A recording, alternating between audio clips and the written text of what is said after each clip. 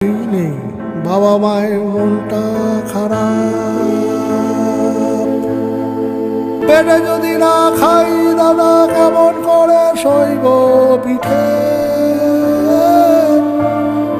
কেউ খেটে খায় কারখানাতে, কেউ কাজে যায় ওলায় চড়ে। হাজার হাজার হদ্দ বেকার বেজার মুখে হেঁচকি তোলে। কোনো কাজই সামান্য নয়, শ্রম অসামান্য হলে।